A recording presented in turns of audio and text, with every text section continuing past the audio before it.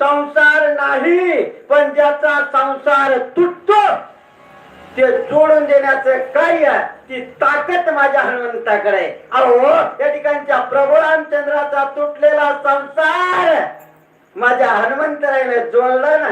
रामा सीता भेटावे, रामा सीता भेटावे.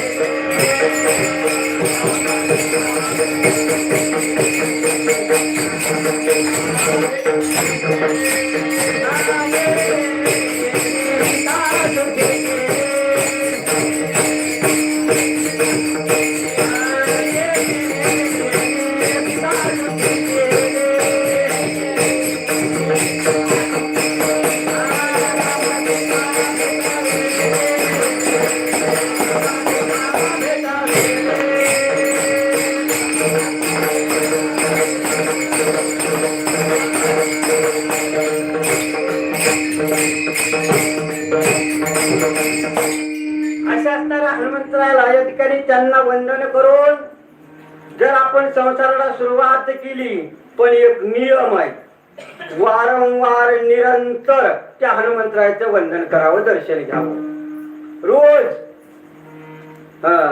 आपण नेमकं तेच विसरतो, बाकीचे सगळे पुटाळे करतो. मंदिरात कवा येतच नाही आणि गेला बी बुटा सगळं फक्त टाचावरी करतो.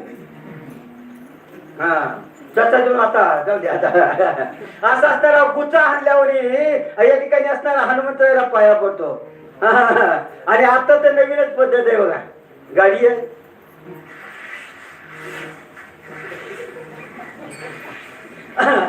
या ठिकाणी गणेश महाराजांच्या भाषेत असं सांगता येईल, टंगळ मंगळ भक्ती.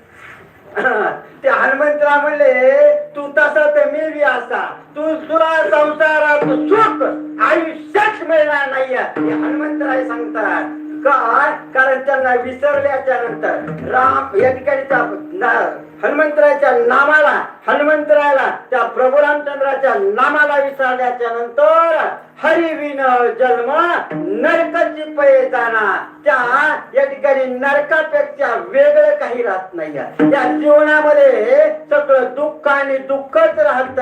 संसार दुःख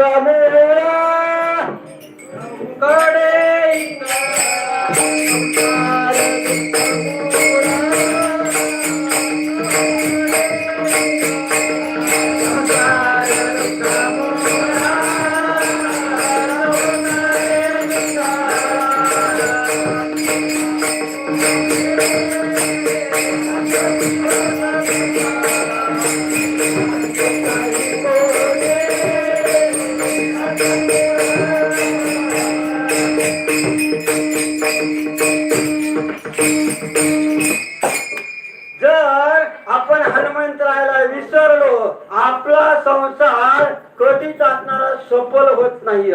मग ज्ञानोबराय जरी म्हणले ना, अवघाची संसार, पण त्या देवाला विनमुख झाल्याच्या नंतर, त्या देवाला विनमुख झाल्याच्या नंतर आपण स्वप्नात बी कधी विचार आणायचा नाही, माझा संसार सुफल होईन, सुखरूप होईन, कदापि शक्य नाही.